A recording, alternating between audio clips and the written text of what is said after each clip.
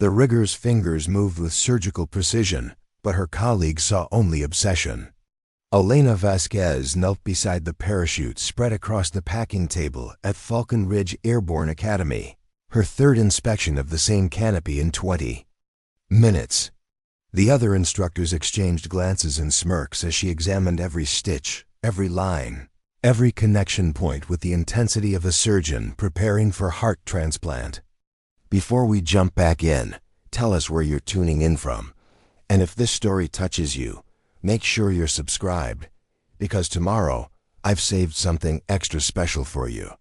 Christ, Vasquez, it's not rocket science, laughed Jake Morrison, the lead instructor whose devil-may-care attitude had made him a legend among thrill seekers. You've checked that thing more times than a new mother checks her sleeping baby. Elena didn't look up from the silk spread before her. Her hands continued their methodical journey across the canopy, feeling for the slightest imperfection that others might miss. The fluorescent lights of the packing room cast harsh shadows across her concentrated features, highlighting the determined set of her jaw and the unwavering focus in her dark eyes. Maybe she thinks the parachute will magically break between inspections, added Marcus Chen, another instructor whose reputation for spectacular aerial stunts had earned him sponsorship deals and magazine covers. Or maybe she's just stalling because she's scared to jump. The laughter that followed was sharp and cutting, designed to wound. Elena's shoulders tensed imperceptibly, but she continued her work. Her fingers traced the suspension lines with the same careful attention she'd given to the canopy, checking for frays, knots, or any sign of weakness that could prove fatal at 13,000 feet. You know what I think? Said Carla Stevens, the only other female instructor at the academy, her voice carrying the particular cruelty that comes from someone desperate to fit in with the boys. I think our little perfectionist here is compensating for something. Maybe she knows she doesn't belong up there with the real skydivers. Elena Vasquez had always been different, and nowhere was that difference more apparent than in the testosterone-fueled world of extreme sports instruction at Falcon Ridge Airborne Academy. While her colleagues treated skydiving like an adrenaline-pumping game, Elena approached it with the solemnity of a sacred ritual. Every piece of equipment was a link in a chain that held human lives, and she refused to accept that any link might be weak. The academy sat perched on a plateau overlooking the Colorado Rockies, its hangar doors opening to reveal stunning vistas of snow-capped peaks and endless sky. For most instructors, this view represented freedom, adventure, and the intoxicating rush of defying gravity. For Elena, it represented responsibility. Every student who walked through those doors was someone's child, someone's parent, someone's irreplaceable piece of the world. At 28, Elena possessed the kind of understated competence that made others uncomfortable. She wasn't the loudest voice in the room or the most charismatic personality, but when she spoke about safety protocols or equipment maintenance, even the most experienced instructors found themselves listening. Her knowledge ran deeper than textbooks and certifications. She understood parachutes the way master craftsmen understood their tools, with an intuitive grasp that came from somewhere beyond mere training. The other instructors couldn't understand her obsession with double-checking everything. Jake Morrison, with his sun-bleached hair and easy smile, had been jumping for 15 years and prided himself on his ability to pack a chute in under 10 minutes. His students loved his casual confidence, the way he made the terrifying seem routine. Trust your gear and trust your training, he'd tell them with a wink. Everything else is just anxiety. Marcus Chen embodied the extreme sports culture that had made Falcon Ridge famous. His social media following numbered in the hundreds of thousands, all eager to watch his latest death-defying stunts. He could pack a parachute while blindfolded, perform aerial acrobatics that defied physics, and land in spaces that seemed impossibly small. His philosophy was simple: fear was the enemy, and the only way to conquer it was to ignore it completely. Carla Stevens had fought tooth and nail to earn her place among the predominantly male instructors. She'd adopted their swagger, their casual disregard for excessive caution, and their tendency to mock anyone who didn't fit their mold. In Elena's methodical approach, she saw everything she'd had to overcome to be accepted. Elena's quiet competence reminded her of her own early days, when she'd been dismissed as too careful, too concerned with safety over spectacle. But Elena's background remained a mystery to her colleagues. They knew she'd appeared at Falcon Ridge 18 months ago with impeccable credentials and an almost supernatural ability to spot equipment problems that others missed. Her references were impressive but vague, her previous employment history dotted with gaps that she deflected with quiet professionalism. She spoke little about her past, preferring to let her work speak for itself. What they didn't know was that Elena's obsession with safety came from a place of profound understanding about the consequences of failure. Every parachute she inspected carried the weight of memories that haunted her sleep. Every student she prepared for their first jump reminded her of faces she'd tried desperately to forget. Her meticulous nature wasn't perfectionism or fear, it was penance. The packing room at Falcon Ridge buzzed with activity on this particular Tuesday morning. A corporate group had booked tandem jumps for their team-building event, and the instructors were preparing for a busy day. Elena had arrived 2 hours early, as was her habit, to conduct her own inspection of every piece of equipment that would be used. She'd already checked the altimeters, the reserve parachutes, the harnesses, and the backup systems. Now she was on her third pass through the main canopies. "Vasquez, you're making the rest of us look bad," called out Tommy Rodriguez, a young instructor whose enthusiasm often outweighed his experience. "The boss is going to start expecting all of us to spend half the morning playing with silk." Elena's hands paused for a moment on the suspension line she was examining. She'd found something that made her stomach clench with familiar dread. The line was intact, the stitching appeared sound, but there was a subtle difference in the way the fabric felt under her fingers. It was the kind of flaw that would be invisible to most inspectors, the kind that might hold for a dozen jumps before failing catastrophically. "This one needs to be pulled," she said quietly, beginning to gather the parachute from the table. Jake Morrison looked up from his own packing station, irritation flashing across his features. "Are you serious? I packed that chute myself yesterday. There's nothing wrong with it." "The number 7 suspension line has micro damage near the attachment point," Elena replied, her voice steady despite the tension building in the room. "It's not visible to the naked eye, but the integrity is compromised." Marcus Chun laughed, shaking his head. "Micro damage? Did you bring a microscope to work today? That's a perfectly good chute, and we need it for the corporate group." Elena stood her ground, holding the gathered parachute against her chest like a shield. "I'm not signing off on equipment I wouldn't trust with my own life. This parachute is grounded until it can be properly inspected and repaired." The confrontation that followed was swift and brutal. Jake accused her of sabotaging the day's schedule with her paranoid obsessions. Marcus questioned her qualifications and suggested she might be better suited to office work. Carla delivered the cruelest blow, suggesting that Elena's excessive caution was a sign of cowardice masked as professionalism. "You're not protecting anyone," Carla said, her voice sharp with frustration. "You're just making everyone else's job harder because you're too scared to trust your own training."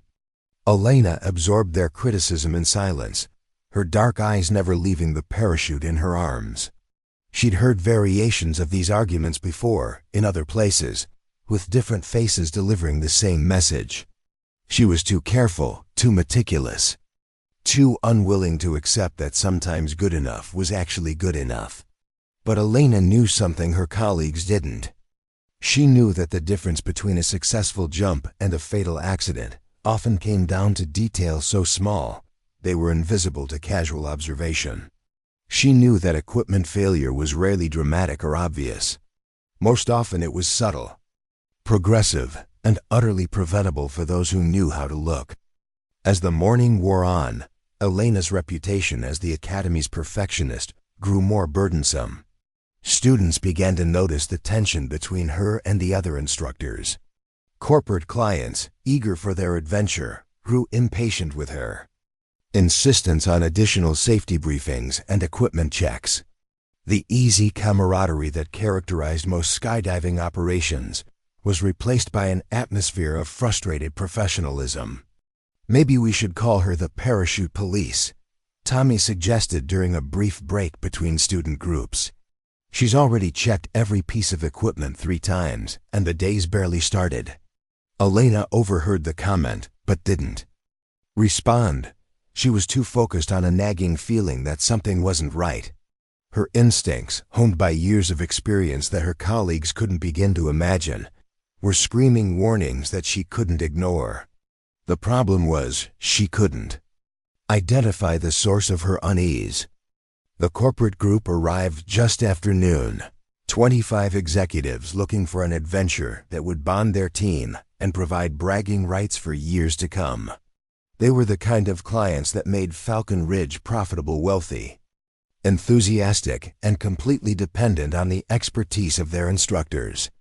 Elena watched them mill around the preparation area, their excitement palpable, their trust absolute. Jake Morrison took charge of the group with his usual charm, explaining the basics of tandem jumping while Marcus Chun demonstrated the equipment with practiced showmanship. Carla Stevens worked the crowd, her enthusiasm infectious as she helped the more nervous clients overcome their fears. Elena remained in the background, conducting her own quiet inventory of the gear that would keep these people alive. "Ladies and gentlemen," Jake announced, his voice carrying the authority of someone who'd made this speech hundreds of times. "In about 30 minutes, you're going to experience the most incredible rush of your lives. But first, let's talk about what keeps you safe up there." Elena listened to the familiar safety briefing, noting the ways her colleagues glossed over the technical details in favor of reassuring platitudes. They spoke of backup systems and emergency procedures, but always with the implicit message that these were theoretical concerns rather than practical necessities. The emphasis was on confidence, on trust, on the simple joy of falling through the sky.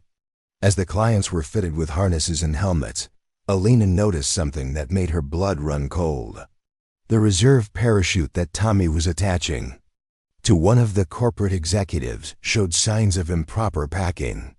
The pins weren't seated correctly, and the closing loop had been threaded through the wrong grommets. It was a mistake that could prevent the reserve from deploying properly in an emergency. "Tommy," she called out, her voice cutting through the noise of preparation, "that reserve needs to be repacked." Tommy looked up from his work, frustration clear on his young face. "Elena, I've been packing reserves for 3 years. There's nothing wrong with this one. The closing loop is threaded incorrectly and the pins aren't properly seated. In an emergency, that reserve might not deploy." The corporate executive, a middle-aged man named David Park, who served as the company's CFO, looked between Tommy and Elena with growing concern. "Is there a problem with my equipment?" Preparing and narrating this story took us a lot of time, so if you are enjoying it, subscribe to our channel. It means a lot to us. Now back to the story. Jake Morrison intervened quickly, his voice smooth and reassuring. "There's no problem, Mr. Park. Elena here is just extremely cautious.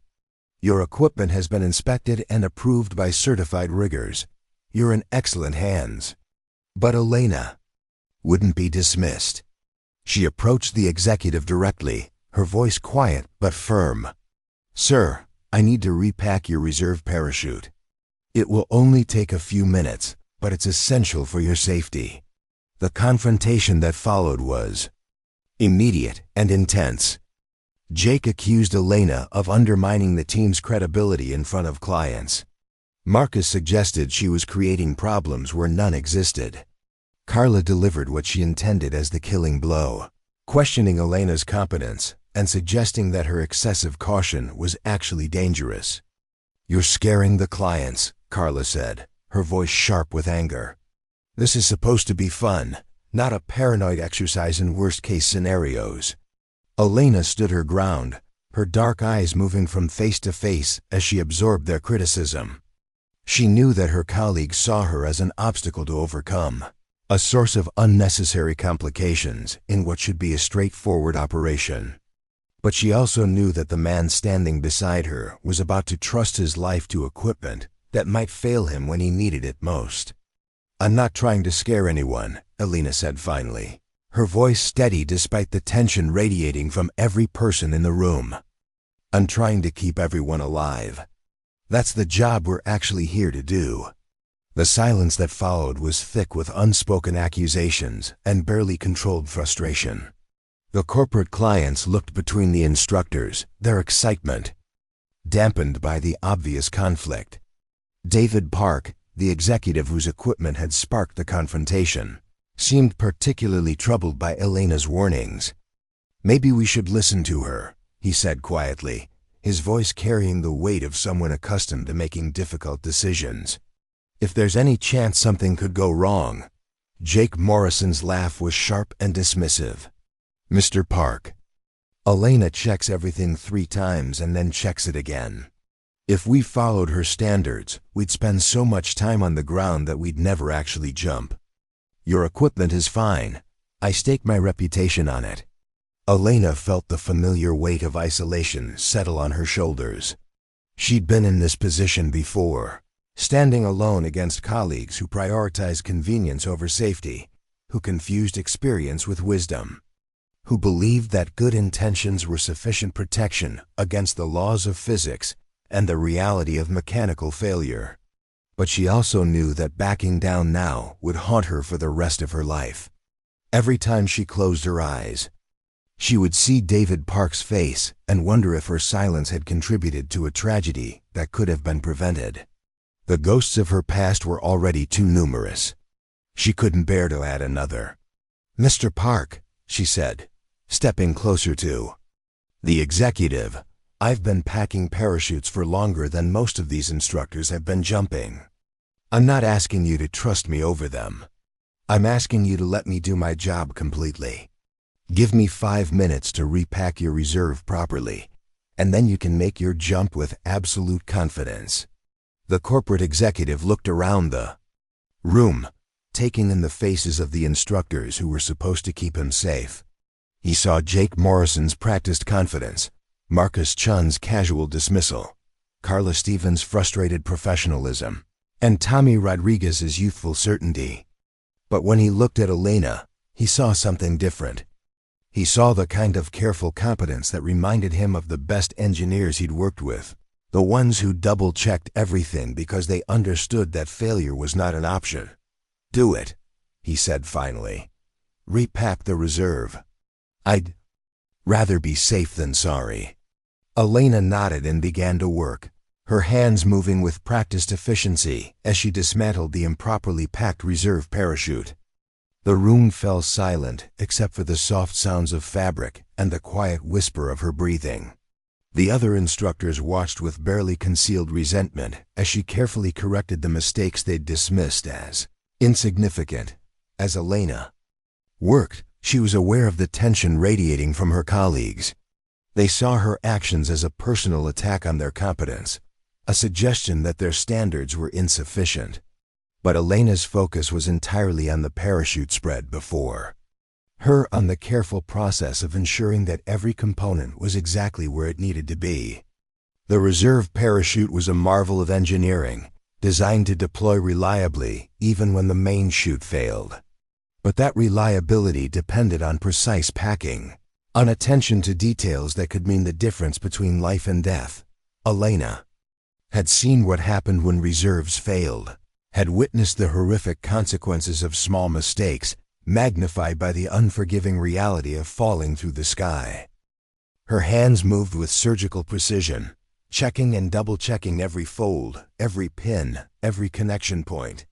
She tested the pilot's chute spring, verified the pin alignment, and ensured that the closing loop was threaded correctly through the grommets. When she was satisfied with the primary components, she began the careful process of folding the canopy itself. The art of packing a parachute was something that few people truly understood.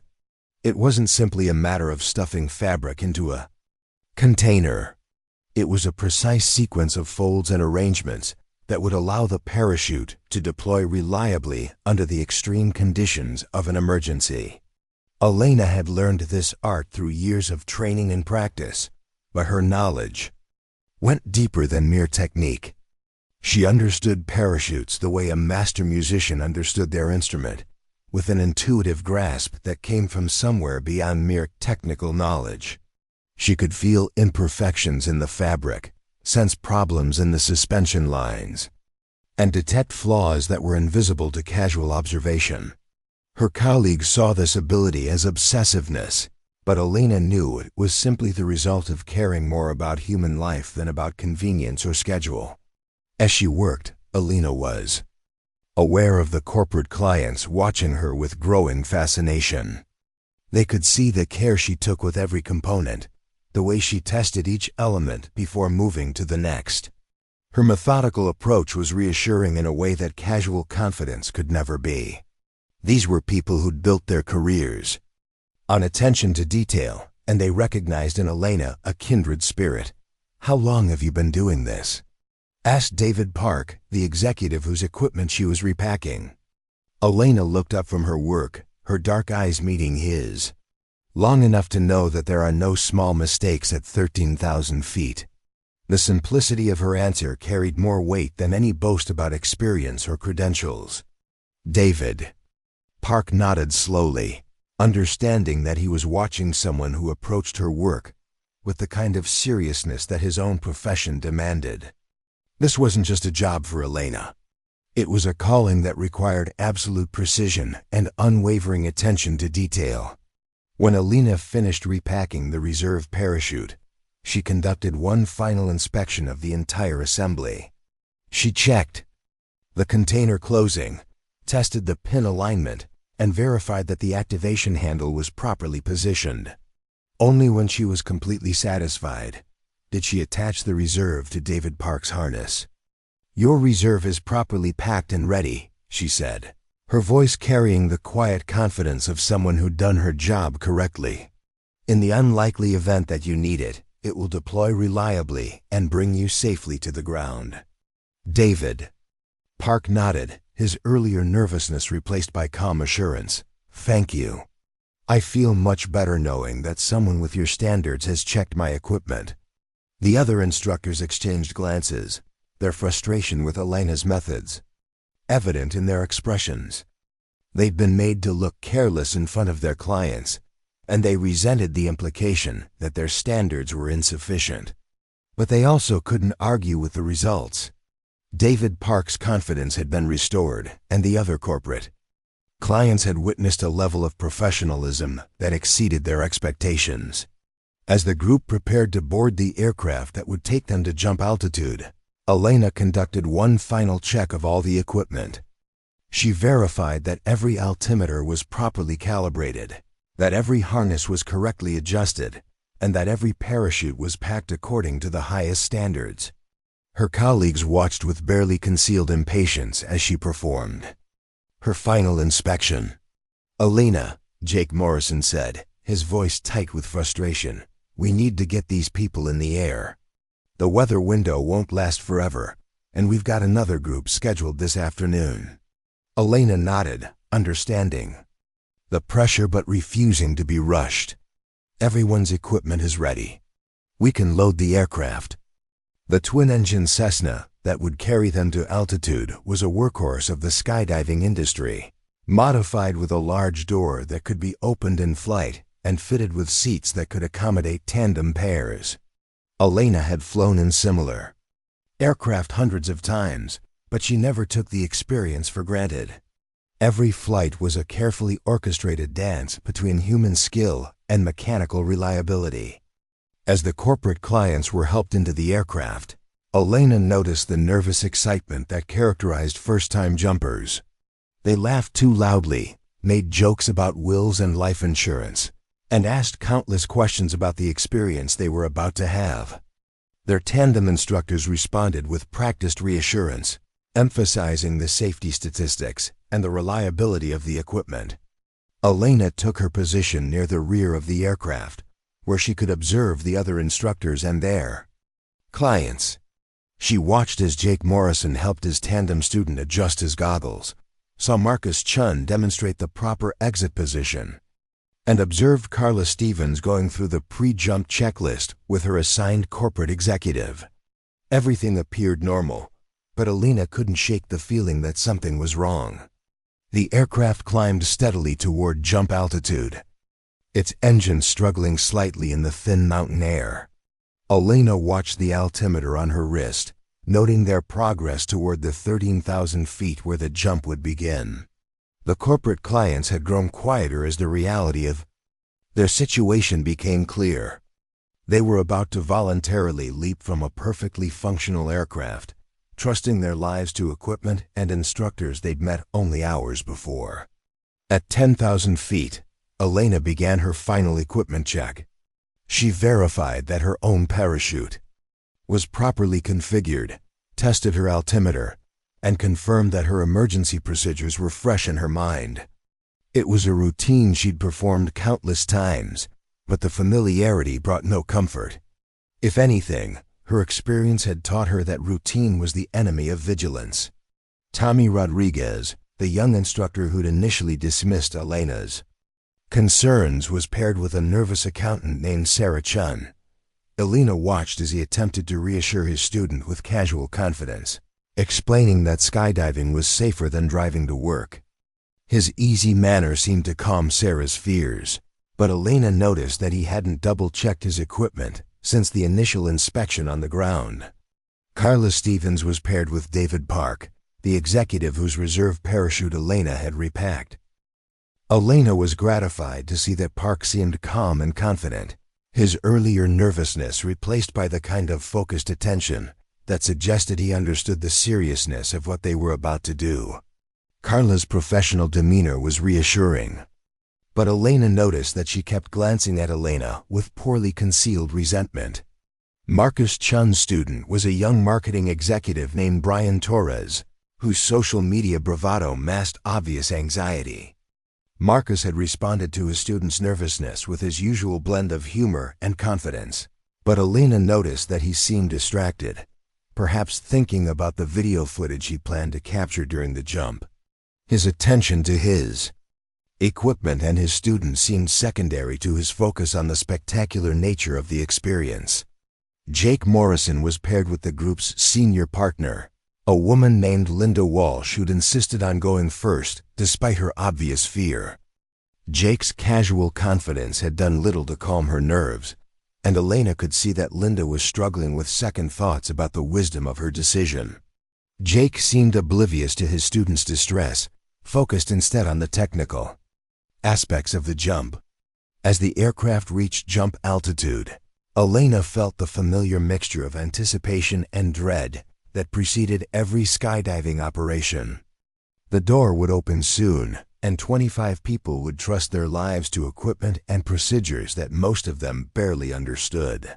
For Elena, this moment represented the culmination of hours of careful preparation, the point where her meticulous attention to detail would either prove sufficient or reveal itself as inadequate. The aircraft's engines throttled back as the pilot prepared for the jump run. Elena could feel the subtle changes in the aircraft's motion as it slowed to jump speed and configured for the door opening. The corporate clients had grown completely silent, their nervous energy replaced by the focused attention that comes with the proximity of danger. Jake Morrison moved toward the door, preparing to open it and begin the jump sequence. Elena watched his movements carefully, noting the practiced efficiency with which he approached the task. But something in his manner troubled her, a subtle urgency that suggested he was more focused on getting the jump started than on ensuring that everything was perfect. The door opened with a rush of cold air and engine noise, transforming the aircraft's interior from a cramped but safe environment into a launching pad for human flight.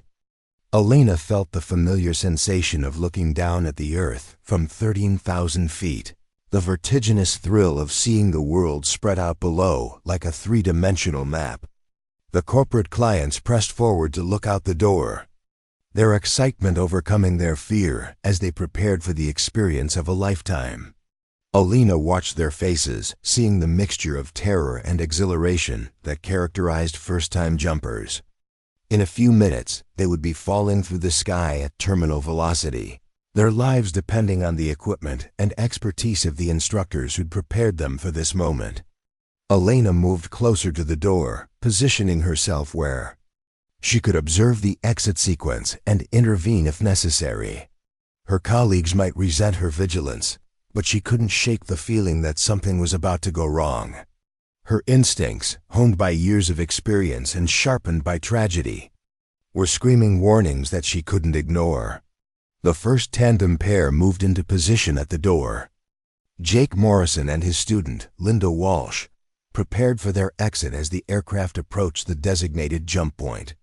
Elena watched their movements carefully, noting the way Jake positioned himself and his student for the exit sequence. Everything appeared normal, but Elena's sense of impending disaster only intensified. As Jake and Linda prepared to jump, Elena caught sight of something that made her blood run cold. The reserve parachute handle on Linda's harness was positioned incorrectly, rotated in a way that would make it difficult to locate and deploy in an emergency. It was a subtle problem, the kind that might go unnoticed until it was too late to matter. "Jake," Elena called out, her voice cutting through the noise of the aircraft engines. "Check Linda's reserve handle position." Jake looked back at Elena with obvious irritation, his concentration broken by her interruption. "Elena, everything's fine. We're good to go." But Elena had seen enough equipment failures to know that small problems could become catastrophic in the space of a few seconds. She moved forward, pushing past the other tandem pairs to reach Jake and Linda at the door. "The reserve handle is rotated," she said, her voice urgent despite the need to remain calm in front of the students. "In an emergency, Linda won't be able to find it." Jake's face flushed with anger and embarrassment. "Elena, we've been through this. The equipment is fine. You're creating problems where none exist." But Linda Walsh, the corporate executive who was about to make her first skydive, had heard enough to be concerned. "What's wrong with my equipment? Is it safe to jump?" Elena looked into Linda's eyes, seeing the fear and trust that characterized every student who'd ever stood at the door of an aircraft. This was the moment where her professional responsibility collided with her colleagues' resentment, where her commitment to safety would either be vindicated or revealed as paranoid obsession. "Your equipment is safe," Elena said carefully, "but the reserve handle needs to be repositioned. It will only take a moment." The confrontation that followed was swift and decisive. Jake Morrison had reached the limit of his patience with Elena's interventions. Marcus Chun and Carla Stevens supported him, united in their frustration with her methods. Even Tommy Rodriguez, whose earlier mistake with the reserve parachute had been corrected by Elena, sided with the other instructors.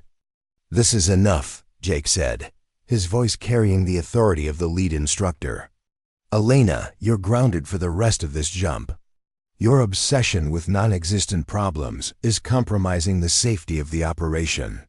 Elena felt the familiar weight of isolation settle on her shoulders.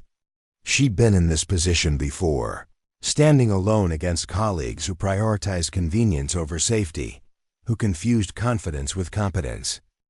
But she also knew that backing down now would haunt her for the rest of her life. "I'm not jumping," she said quietly, her voice steady despite the tension radiating from every person in the aircraft.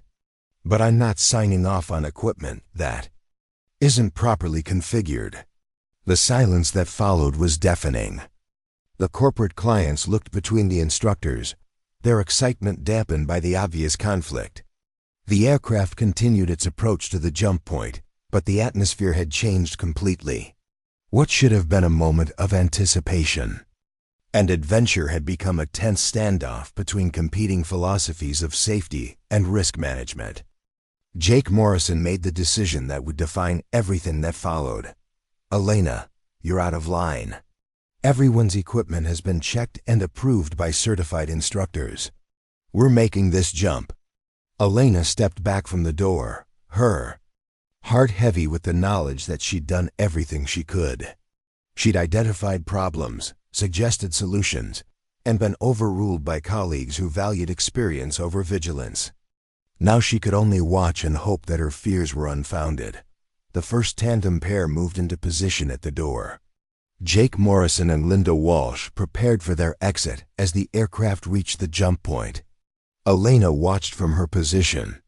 At the rear of the aircraft, her hands clenched into fists as she observed the exit sequence that would determine whether her warnings had been justified, or whether she was simply the paranoid perfectionist her colleagues believed her to be. The jump began with Jake and Linda's exit, followed quickly by the other tandem pairs.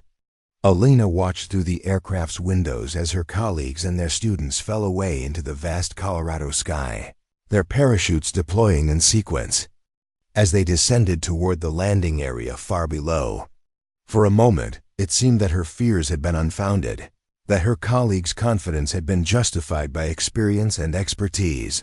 Then everything went wrong.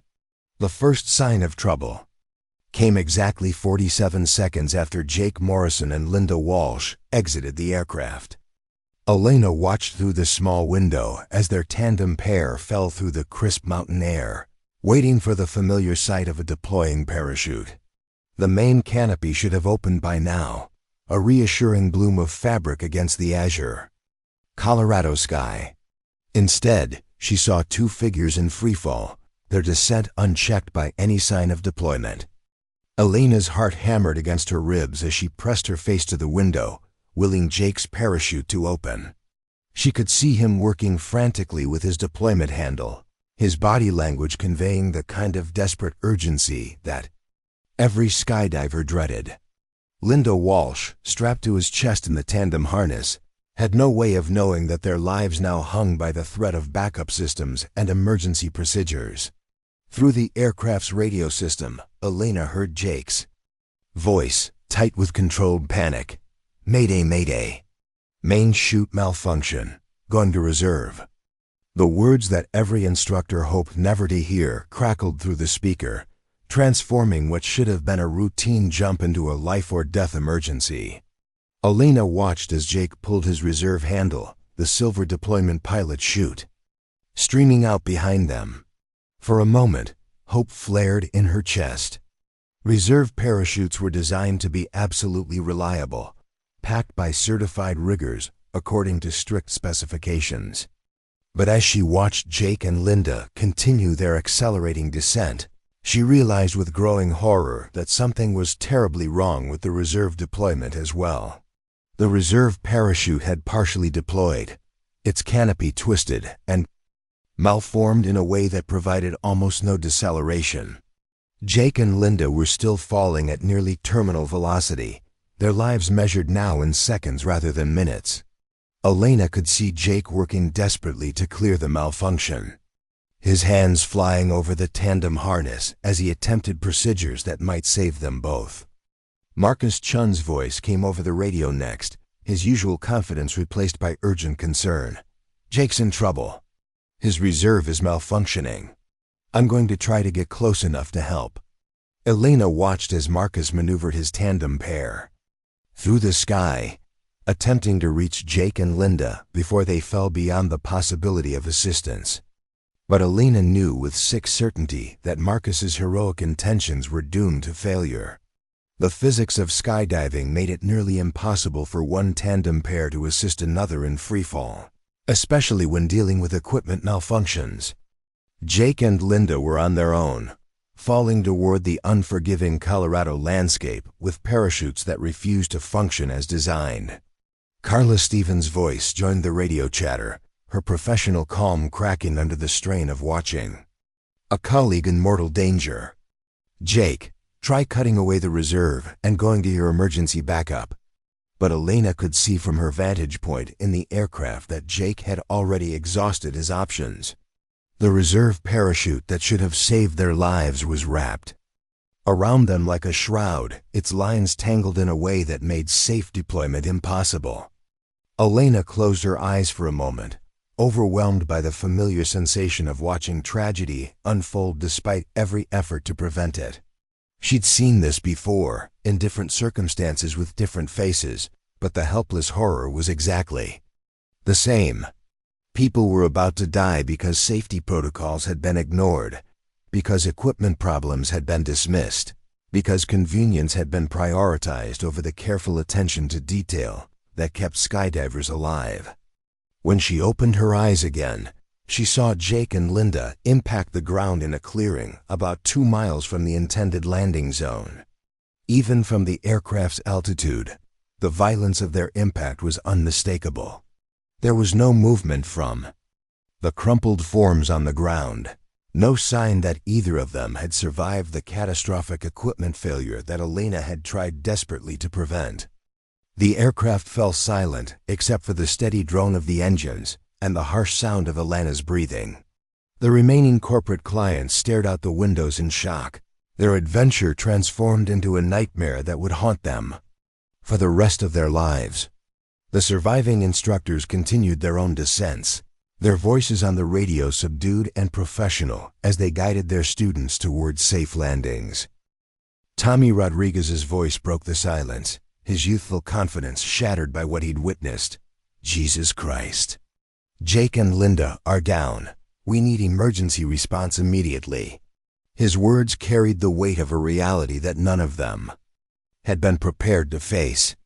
What should have been a routine corporate outing had become a tragedy that would redefine everything they thought they knew about their profession. Elena remained at the aircraft window, watching as the other tandem pairs completed their jumps without incident. Marcus Chun and his student landed safely in the designated area, followed by Carla Stevens and David Park. Tommy Rodriguez brought his nervous accountant down without complications, his earlier cockiness replaced by the subdued professionalism that comes with witnessing sudden death. As the aircraft began its descent back to Falcon Ridge Airborne Academy, Elena felt the familiar weight of survivor's guilt settling on her shoulders. She'd identified the problems that killed Jake Morrison and Linda Walsh, had tried to ground the equipment that failed them, and had been overruled by colleagues who valued experience over vigilance. Now she would have to live with the knowledge that 2 people had died because her warnings had been ignored. The landing at Falcon Ridge was surreal in its normalcy. The aircraft touched down on the same runway where Jake and Linda had taken off less than an hour before, full of excitement and trust in their instructors. Now the ambulances and emergency vehicles were racing toward the impact site, their sirens a harsh counterpoint to the mountain silence that had been shattered by tragedy. Elena climbed down from the aircraft, her legs unsteady beneath her. The corporate clients who'd remained on the ground rushed forward with questions and concerns, their earlier excitement replaced by the kind of shocked disbelief that follows unexpected disaster. The surviving instructors gathered in a tight group, their faces pale and drawn as they tried to process what they'd witnessed. Marcus Chun pulled off his helmet, his usual swagger completely absent. I couldn't get to them in time. Jake was trying everything, but the reserve just wouldn't deploy properly. His voice carried the weight of a professional who just watched everything he believed about his equipment and training proved inadequate. Carla Stevens sat heavily on a bench near the hangar, her professional composure cracking under the strain of shock and grief. Linda was so scared before the jump. She didn't want to go, but Jake convinced her it was safe. God, what are we going to tell her family? Tommy Rodriguez paced near the aircraft, his nervous energy finding no outlet in the aftermath of catastrophe. I don't understand what happened. Jake was one of the best instructors here. His equipment was fine, wasn't it? Elena checked everything 3 times. The mention of Elena's name caused all eyes to turn toward her. She stood apart from the group, her dark eyes focused on the mountains where emergency vehicles were converging. On the impact site, the weight of their attention felt like a physical burden, but she refused to look away from the scene of the tragedy she'd failed to prevent. "Elena warned us," David Park said quietly, his voice carrying the authority of someone accustomed to analyzing complex situations. "She identified problems with the equipment, and we ignored her concerns." The corporate executive who'd initially benefited from Elena's meticulous attention to detail now found himself questioning everything he'd witnessed. Marcus Chun's response was immediate and defensive. "Elena sees problems everywhere. She would have had us checking equipment all day instead of making jumps." Jake's parachute was properly packed and inspected by certified riggers. "But Carla..." Stevens wasn't convinced. What if she was right? What if there really were problems with Jake's equipment that we missed? The question hung in the air like an accusation, forcing everyone to confront the possibility that their dismissal of Elena's concerns had contributed to the tragedy. Elena finally turned to face the group, her expression unreadable. The reserve handle on Linda's harness was positioned incorrectly. In an emergency, she wouldn't have been able to help with deployment procedures. Jake's main chute showed signs of line deterioration that would have been invisible without detailed inspection. The reserve parachute that Tommy packed had improper pin seating that could prevent reliable deployment. The catalog of problems that Elena recited sent shockwaves through the assembled instructors and clients. Each issue she'd identified had been dismissed as paranoid perfectionism, but now they formed a pattern that explained the catastrophic failure they'd all witnessed. Tommy Rodriguez's face went white as he processed Elena's words. "You're saying the reserve I packed killed them? That's not possible. I've been packing reserves for 3 years without a single problem." Elena's response was gentle but unflinching. "Experience without vigilance is dangerous. I tried to explain the problems I'd identified, but nobody wanted to hear that their work might be inadequate. Now Jake Morrison and Linda Walsh are dead because we prioritize schedule over safety." The accusation hit the surviving instructors like a physical blow. They'd prided themselves on their experience and expertise, their ability to manage risk and keep clients safe. Elena's words forced them to confront the possibility that their casual confidence had been misplaced, that their dismissal of her concerns had contributed to a preventable tragedy. Marcus Chun's anger flared as he struggled to process the implications of Elena's analysis. "You're not qualified to make those judgments. You're just a contractor who checks equipment. You don't have the experience to understand what really happened up there." But Elena's response revealed the depth of knowledge that her colleagues had never suspected. "I understand exactly what happened. A main parachute failed because of line deterioration that should have been caught during inspection. A reserve parachute malfunctioned because of improper packing that compromised deployment reliability. 2 people died because safety protocols were ignored in favor of operational convenience." The technical precision of Elena's analysis was devastating in its accuracy. She spoke with the authority of someone who understood parachute failures, not as theoretical possibilities, but as practical realities that demanded constant vigilance.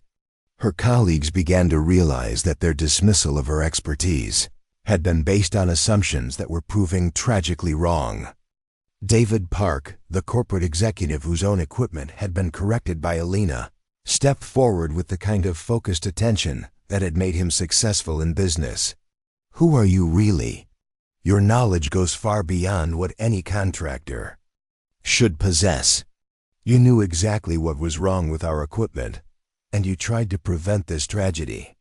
Elena's response was measured and careful, revealing just enough to establish her credibility without exposing the full extent of her background.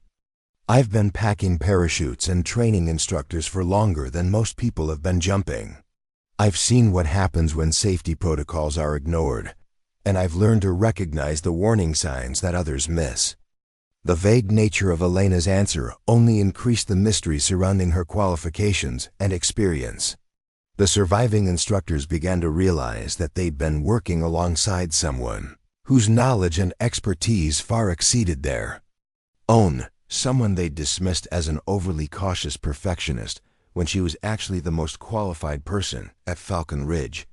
Carla Stevens looked up from her position on the bench, her eyes red with tears and shock.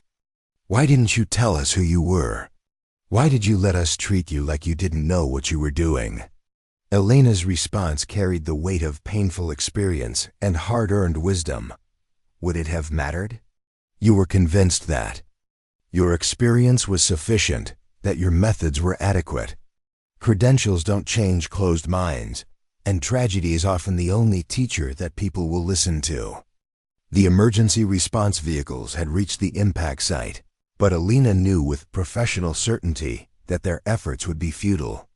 Jake Morrison and Linda Walsh had fallen nearly 13,000 feet with malfunctioning parachutes, and no amount of medical intervention could overcome the physics of that impact. 2 more names would be added to the list of skydiving fatalities that could have been prevented with proper attention to equipment and procedures. Tommy Rodriguez sat down heavily beside Carla, his face pale with the realization of his own role. "In the tragedy, I killed them. The reserve I packed failed, and they're dead because I didn't listen to Elena's warnings." Elena moved to sit beside the young instructor, her voice gentle despite the weight of the moment. "You made mistakes, but you didn't kill anyone. We all failed Jake and Linda by prioritizing our egos over their safety. The responsibility belongs to all of us."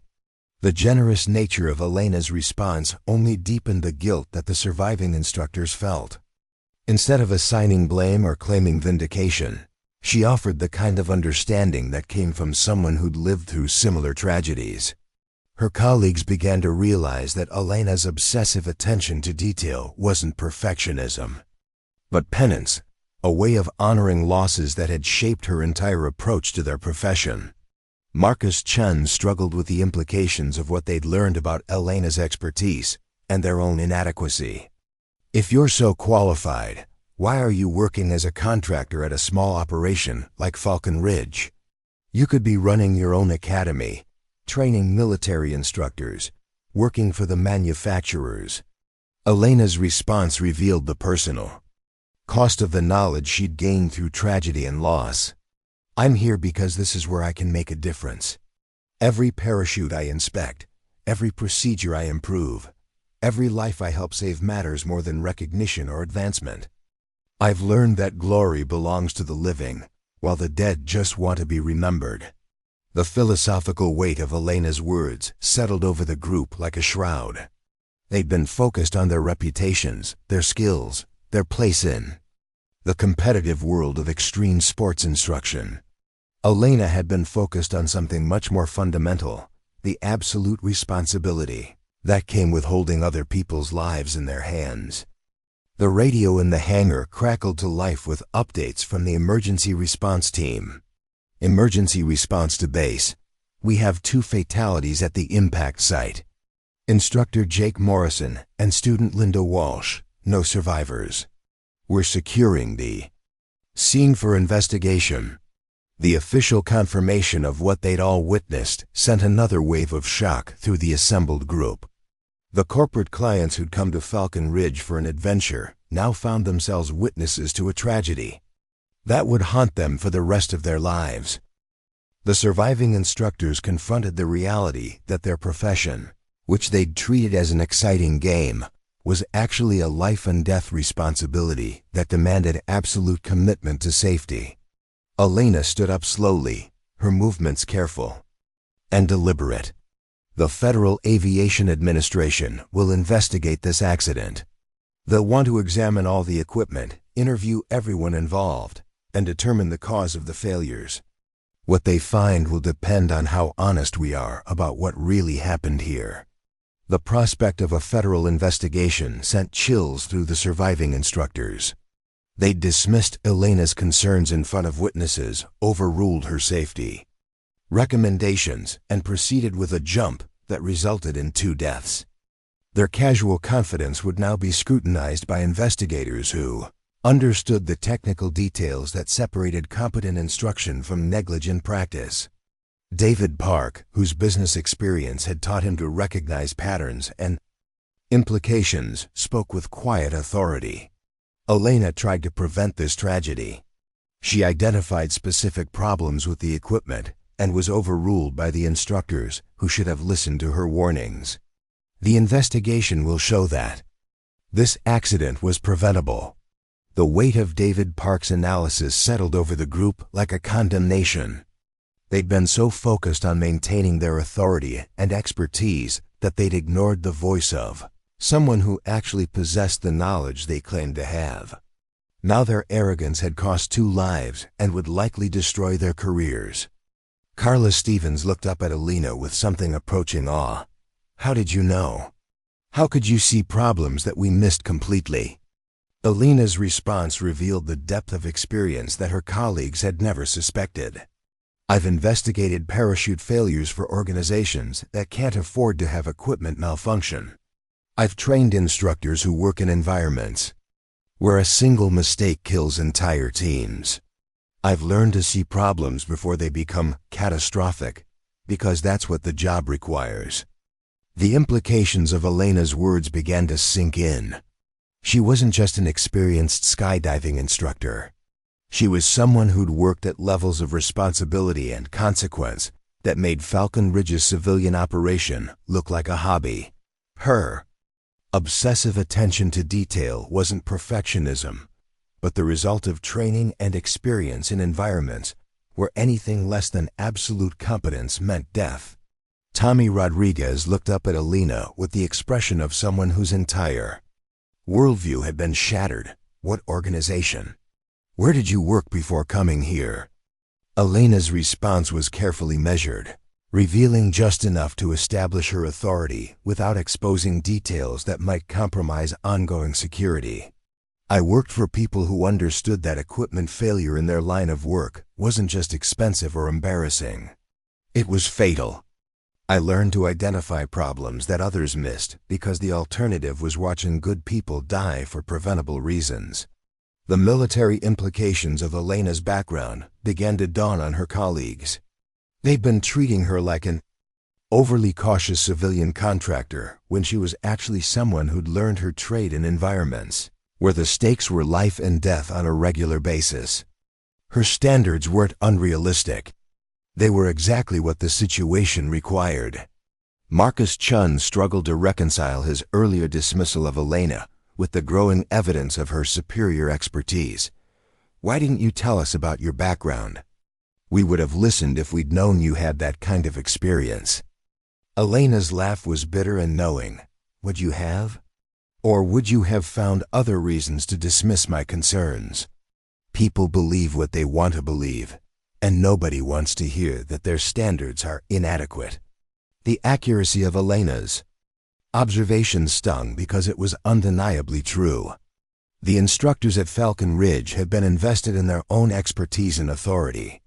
Elena's superior knowledge would have threatened their positions regardless of how it was presented. They would have found ways to dismiss her concerns, because accepting them would have required acknowledging their own inadequacy. The sound of approaching vehicles announced the arrival of FAA investigators and local law enforcement. Elena watched through the hangar doors as serious men and women in official uniforms began the process of documenting a tragedy that would reshape everything. About Falcon Ridge Airborne Academy. "They'll want to interview everyone separately," Elena said, her voice carrying the authority of someone who'd been through similar investigations.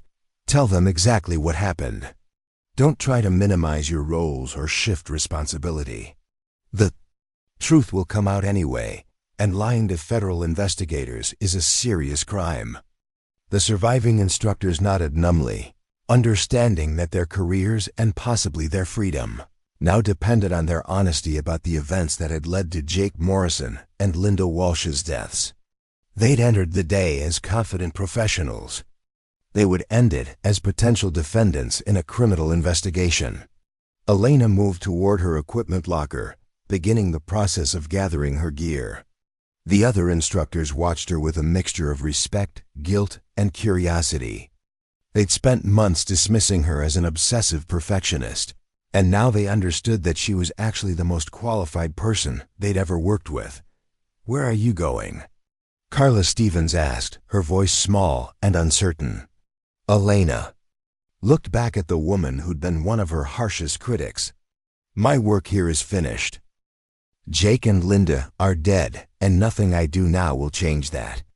The investigation will determine what really happened, and you'll all have to live with the consequences of your choices." The finality of Elena's words carried the weight of someone who'd seen this pattern before. She'd tried to prevent a tragedy, been ignored by colleagues who valued authority over expertise, and watched good people die because safety protocols were dismissed as unnecessary caution. Now she would move on, carrying the weight of another failure to add to the collection that already haunted her dreams. David Park stepped forward, his business instincts recognizing that Elena represented something valuable that was about to be lost. "Don't leave. Falcon Ridge needs someone with your expertise. We all need to learn from what happened here." Elena's response was gentle but firm. "Falcon Ridge needs to decide whether it wants to be a serious operation or an amusement park for thrill seekers. If you choose the former, hire instructors who understand that their job is to keep people alive, not to impress them with casual confidence. If you choose the latter, find someone else to sign off on your equipment." The choice that Elena presented was stark and uncompromising. Falcon Ridge could continue operating as it had, with instructors who prioritized convenience over safety. Or it could transform itself into the kind of operation that Elena's standards demanded. The decision would determine whether Jake Morrison and Linda Walsh had died for nothing, or whether their tragedy would prevent future losses.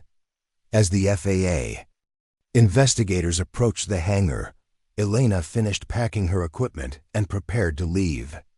The surviving instructors watched her with the expression of people who'd learned too late that they'd been in the presence of expertise they couldn't recognize. Their dismissal of her concerns had cost 2 lives and would likely destroy their careers. "Elena," Tommy Rodriguez called out as she prepared to leave. "I'm sorry. We should have listened to you." Elena paused at the hangar door, her silhouette framed against the Colorado mountains, where Jake Morrison and Linda Walsh had fallen to their deaths. Sorry doesn't bring them back, but maybe remembering this day will prevent you from making the same mistakes again. With those words, Elena Vasquez walked out of Falcon Ridge Airborne Academy, leaving behind colleagues who finally understood the value of what they'd lost. The investigation that followed would vindicate her warnings and destroy the careers of those who'd ignored them. But for Elena, the tragedy represented another failure in a long series of attempts to prevent the preventable.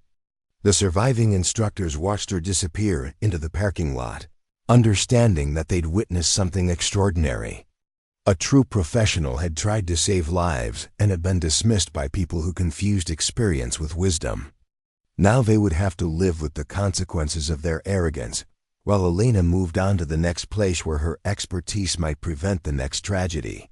As the FAA investigators began their work, the wreckage of 2 careers and 2 lives served as a stark reminder that in the world of high-stakes aviation, there was no margin for error and no second chances. Elena Vasquez had tried to provide that margin, and her failure to convince her colleagues would haunt her just as their dismissal of her warnings would haunt them. The investigation would reveal that every problem Elena had identified was real. Every warning she'd issued was justified, and every procedure she'd recommended could have prevented the tragedy. But that knowledge would come too late for Jake Morrison and Linda Walsh, whose deaths would serve as an expensive lesson in the importance of listening to voices that spoke truth, regardless of how uncomfortable that truth might be. 3 months after the tragedy at Falcon Ridge, Elena Vasquez stood in a sterile conference room at the National Transportation Safety Board headquarters in Washington, D.C., facing a panel of investigators who had spent weeks analyzing every aspect of the accident that claimed Jake Morrison and Linda Walsh's lives. The final report lay open on the table before her, its technical language translating the human cost of ignored warnings into cold, bureaucratic prose. Lead investigator Dr. Patricia Hendricks, a former Air Force test pilot whose own career had been built on uncompromising attention to detail, looked up from the report with an expression that mixed professional respect with personal curiosity. "Ms. Vasquez, our investigation has confirmed every safety concern you raised on the day of the accident. The main parachute showed clear signs of line degradation that should have grounded it immediately. The reserve parachute was improperly packed with pin seating that prevented reliable deployment. The harness configuration created a high probability of deployment failure in emergency situations." Elena sat perfectly still, her hands folded in her lap as she absorbed the official vindication of warnings that had been dismissed as paranoid perfectionism.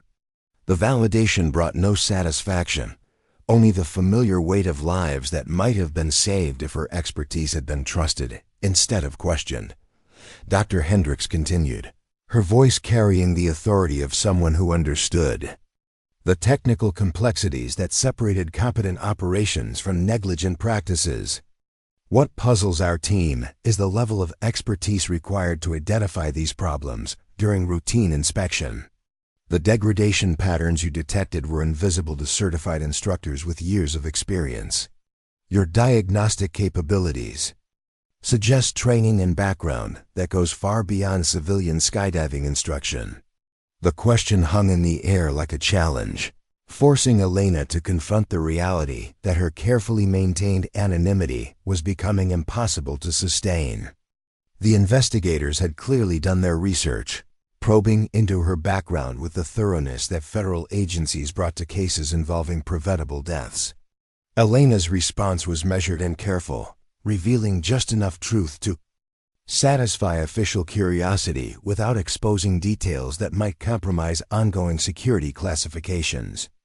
"I've worked in environments where equipment failure meant more than embarrassment or injury. I learned to identify problems that others miss because the alternative was watching people die for preventable reasons." Dr. Hendricks leaned forward, her pilot's instincts recognizing the careful phrasing that suggested military or intelligence background. "Ms. Vasquez, we've attempted to verify your previous employment history and found significant gaps in the available records. Several references lead to classified programs or organizations that don't officially exist. Would you care to clarify your background for our investigation?" Elena felt the familiar tension that came with walking the line between honesty and operational security.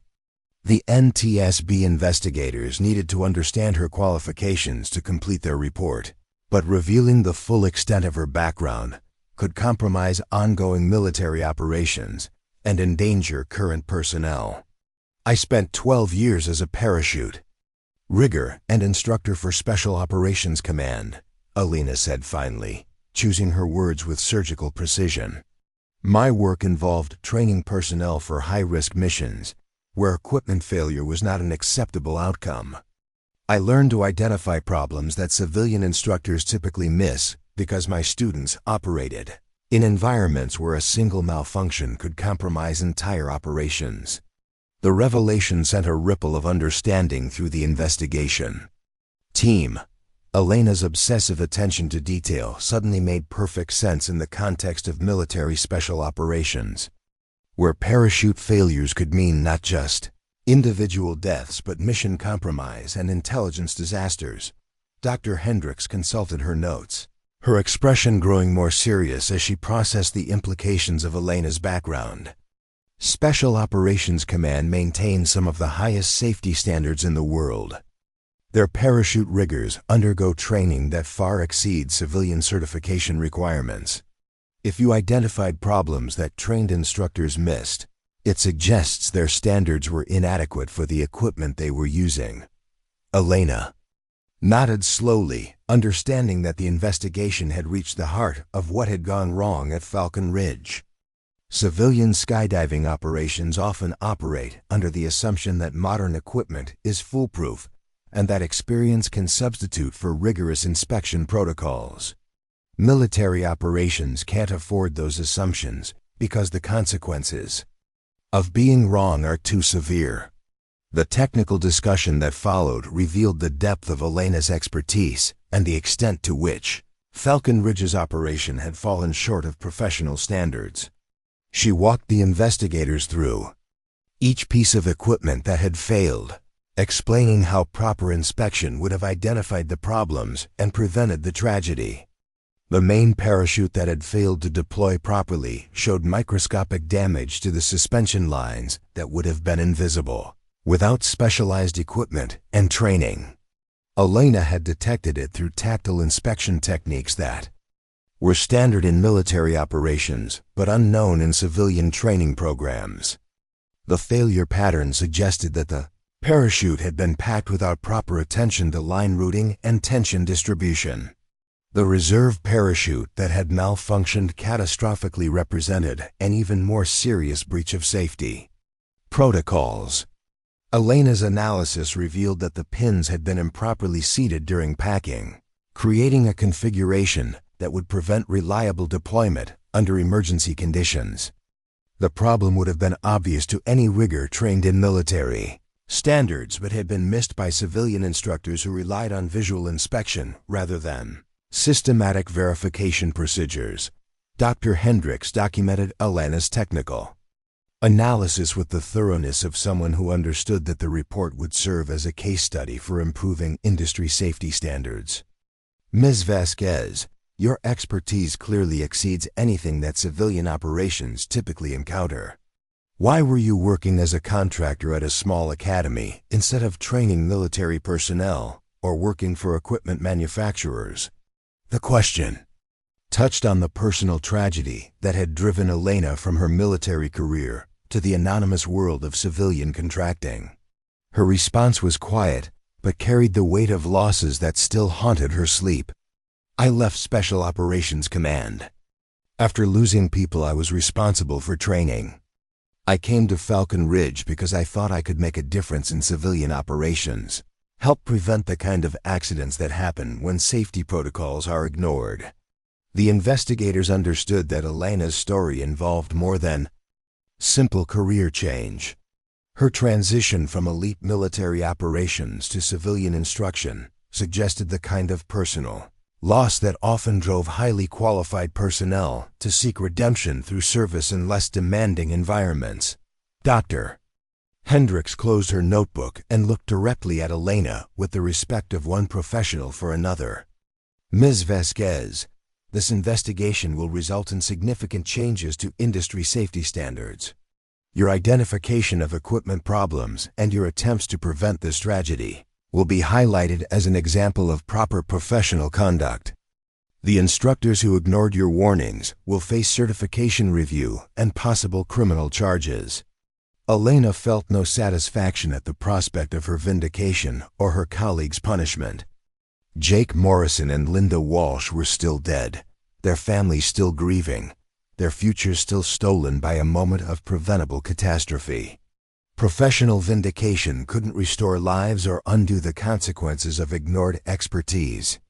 As Elena left the NTSB headquarters, she carried with her the weight of another investigation, another report that would gather dust while the fundamental problems that cause preventable tragedies remained unchanged.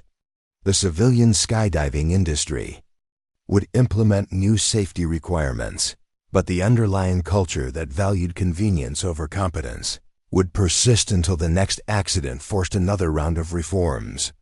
The drive back to her small apartment in Virginia gave Elena time to process the investigation's findings and consider her next move. The Falcon Ridge tragedy had made her a public figure in the skydiving community, her warnings and their vindication spreading through industry publications and safety seminars.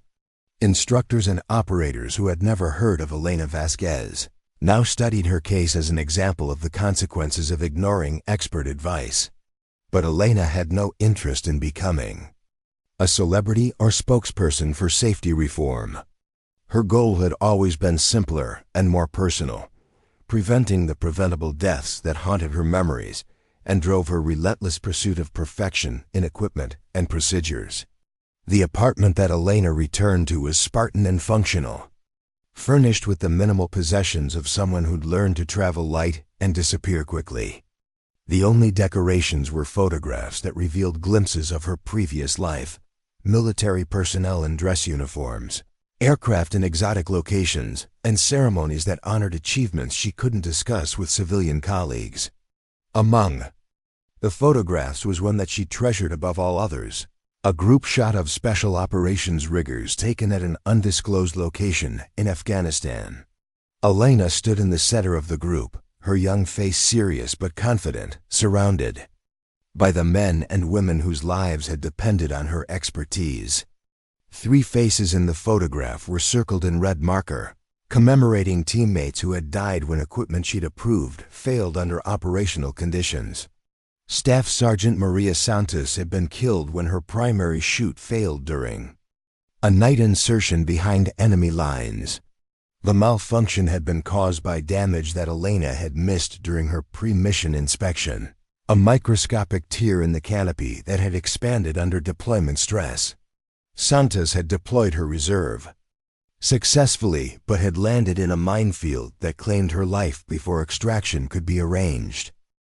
Technical Sergeant Robert Kim had died when his oxygen system failed during a high-altitude jump, a malfunction that Elena should have detected during her equipment check.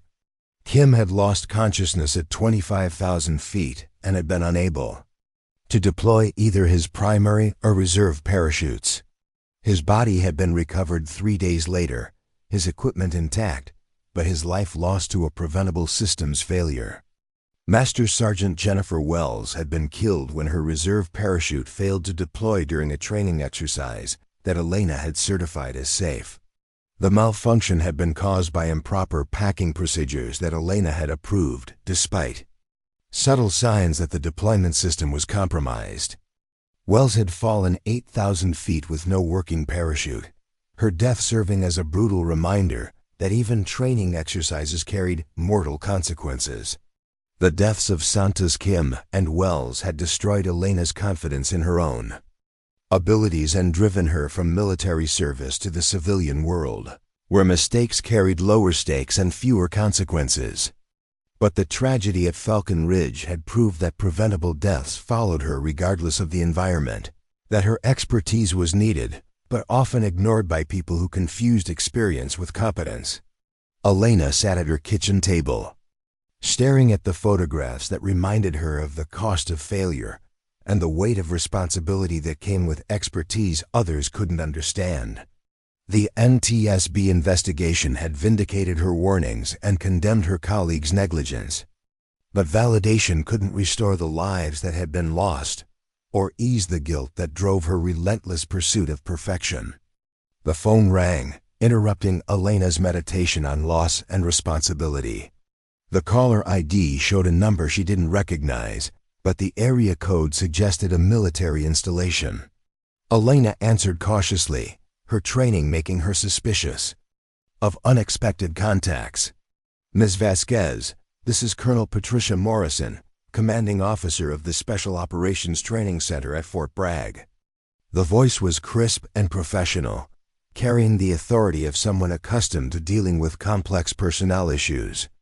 "I'm calling about the Falcon Ridge investigation and a position that might interest you." Elena's surprise was genuine and immediate.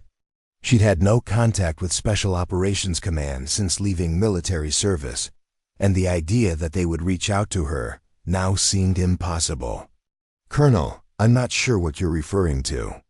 My military service ended several years ago."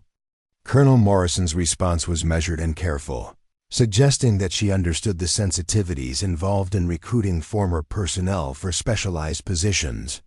"Ms. Vasquez, the NTSB report on the Falcon Ridge accident has been circulated throughout the special operations community. Your identification of equipment problems and your attempts to prevent a preventable tragedy have impressed my superiors. We're looking for someone with your expertise to head our new civilian liaison program. The offer was unexpected and intriguing, representing a chance for Elena to return to the military environment where her skills were understood and valued. But she also understood that accepting would mean confronting the ghosts that had driven her from service in the first place. What would the position involve? Elena asked, her voice carefully neutral as she considered the implications of returning to the world she'd left behind. Colonel Morrison's explanation revealed the scope of the military's concern about civilian skydiving safety and its impact on special operations training. We're seeing too many accidents in civilian operations that involve former military personnel. Special operations veterans who transition to civilian instruction often struggle with the lower safety standards and different risk management philosophies. We need someone who understands both worlds to help bridge that gap. Elena understood the problem immediately. Military riggers and instructors were trained to standards that far exceeded civilian requirements, but they often struggled to adapt their expertise to commercial environments that prioritized efficiency over absolute safety. The result was conflicts like the one that had destroyed Falcon Ridge, where superior knowledge was dismissed as excessive caution. The position would involve developing training programs that help military personnel transition to civilian instruction, while maintaining appropriate safety standards. Colonel Morrison continued. You would also work with civilian operators to help them understand the value of military-grade inspection and maintenance procedures. The offer represented everything Elena had hoped to achieve at Falcon Ridge, the chance to prevent preventable deaths by raising safety standards and improving communication between military and civilian personnel. But accepting would also mean returning to the environment where her failures had cost lives and destroyed her confidence. Elena's response was honest about her reservations and her history. Colonel, I left Special Operations Command because my mistakes cost lives.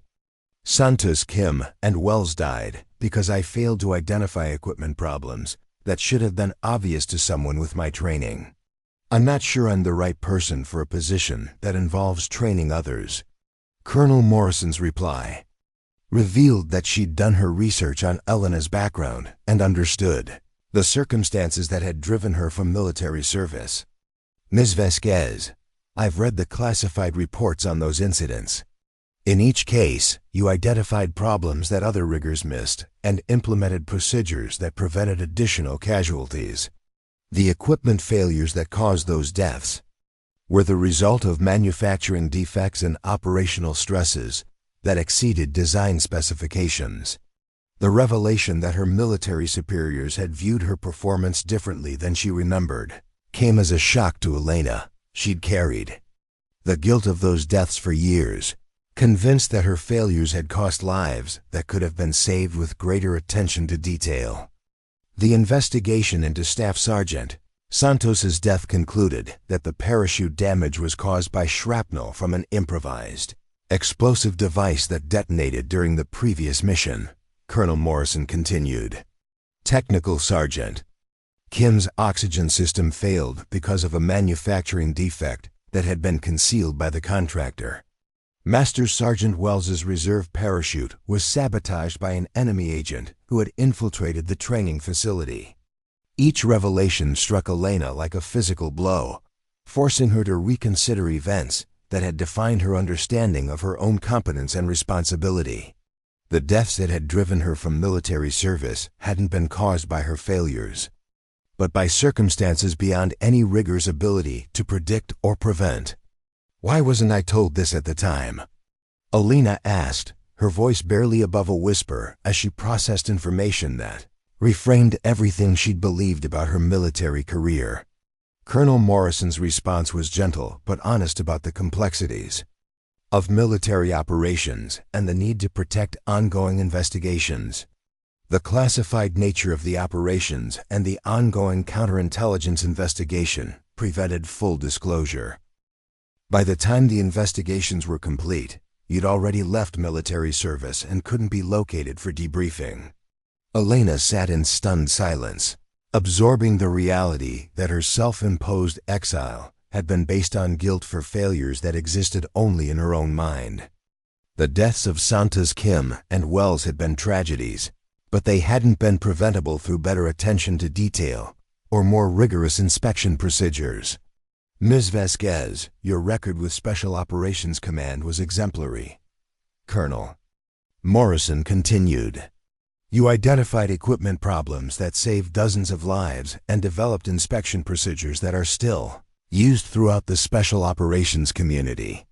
The Falcon Ridge incident proves that your expertise is needed in civilian operations, where safety standards are often inadequate.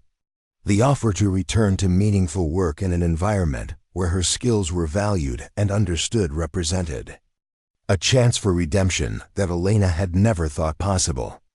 But accepting also meant confronting the reality that she'd wasted years hiding from responsibilities that were actually her greatest strength. Elena's decision was influenced by the memory of Jake Morrison and Linda Walsh, whose deaths had been prevented if their colleagues had possessed her expertise and willingness to prioritize safety over convenience. The civilian skydiving industry needed the standards and procedures that military operations took for granted. I'll accept the position, Elena said finally, her voice carrying the quiet determination of someone who'd found purpose after years of drifting. When do you need me to report?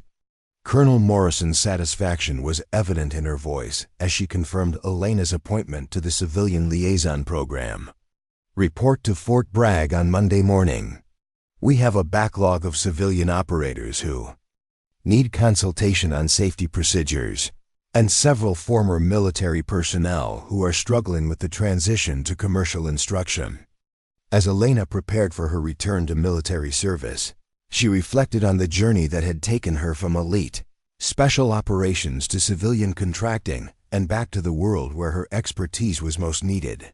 The tragedy at Falcon Ridge had been devastating, but it had also proved that her knowledge and standards were essential for preventing preventable deaths.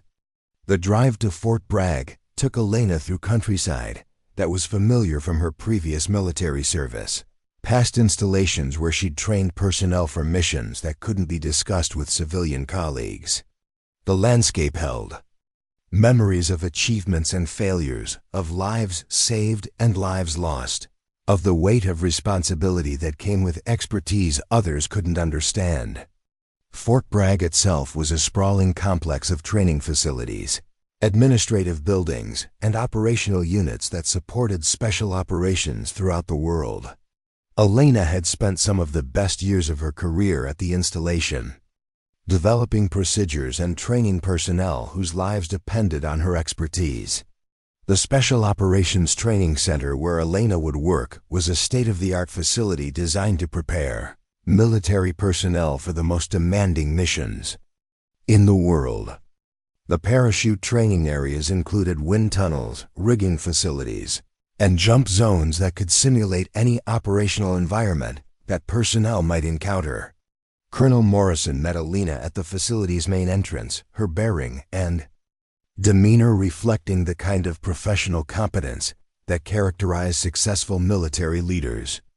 She was younger than Elena had expected, probably in her early 40s, with the lean build and confident manner of someone who'd earned advancement through demonstrated ability rather than political connections. Ms. Vasquez, welcome back to Fort Bragg, Colonel Morrison said, extending her hand with genuine warmth. I'm looking forward to working with someone who understands both military standards and civilian realities. Elena shook the colonel's hand, feeling the familiar sense of purpose that came with returning to an environment where her expertise was understood and valued. Thank you for the opportunity, Colonel. I'm ready to get started. The orientation tour that followed revealed the scope of the challenges that Elena would face in her new position. The Civilian Liaison Program was designed to address a growing problem: special operations veterans who struggled to adapt their expertise to civilian environments where safety standards were often inadequate and risk Management philosophies differed significantly from military practices. The program also worked with civilian operators who wanted to improve their safety standards, but lacked the knowledge and resources to implement military-grade procedures. Elena would serve as a bridge between these two worlds, helping former military personnel adapt their expertise while educating civilian operators about the value of rigorous safety protocols. The first case that Elena reviewed involved a former Special Forces parachute instructor who'd been fired from 3 civilian operations for excessive attention to safety procedures. Master Sergeant David Chen recently retired after 20 years of military service, had been dismissed from skydiving centers for grounding equipment that civilian instructors considered serviceable and for implementing inspection procedures that operators considered unnecessarily time-consuming. Elena recognized the pattern immediately. Chen possessed expertise that far exceeded civilian standards, but he lacked the communication skills and cultural understanding necessary to implement his knowledge in commercial environments. His superior knowledge was being dismissed as paranoid perfectionism. Just as Elena's warnings had been ignored at Falcon Ridge, the solution Elena developed involved intensive training in civilian business practices and communication techniques, combined with education for civilian operators about the value of military-grade safety procedures. Chen would learn to present his expertise in ways that civilian colleagues could understand and accept, while operators would learn to recognize the signs of equipment problems that military training made obvious. The program that Elena designed over the following months became a model for bridging the gap between military expertise and civilian operations. Former special operations personnel learned to adapt their knowledge to commercial environments without compromising safety standards, while civilian operators gained access to inspection and maintenance procedures that prevented the kind of equipment failures that had killed Jake Morrison and Linda Walsh. As Elena's program expanded, she found herself working with operators throughout the civilian skydiving industry, many of whom had heard about the Falcon Ridge tragedy and wanted to implement better safety procedures. The accident that had cost 2 lives became a catalyst for industry-wide improvements that prevented countless additional deaths. The vindication of Elena's expertise at Falcon Ridge also led to changes in the way civilian operators approached equipment inspection and maintenance. The NTSB report became required reading for instructor certification programs, and Elena's identification of subtle equipment problems became a case study in the importance of rigorous safety protocols. But for Elena, the greatest satisfaction came from knowing that her expertise was finally being used to prevent preventable deaths, rather than investigate them after the fact. Every piece of equipment she inspected, every procedure she improved, every instructor she trained represented lives that would be saved through proper attention to detail and unwavering commitment to safety. The photographs of Santos Kim and Wells remained on Elena's desk, serving as reminders of the cost of failure and the weight of responsibility that came with expertise. But they were joined by new photographs, civilian instructors who'd learned to recognize equipment problems, special operations veterans who'd successfully transitioned to civilian careers, and operators who'd implemented safety procedures that exceeded industry standards. Elena Vasquez had found her purpose in the intersection between military expertise and civilian operations, where her knowledge could prevent the tragedies that had defined her career. The mockery she'd endured for checking parachutes twice had been vindicated by events that proved the value of obsessive attention to detail, and her example inspired a new generation of instructors who understood that their first responsibility was keeping people alive. Up next, you've got 2 more standout stories right on your screen. If this one hit the mark, you won't want to pass these up. Just click and check them out.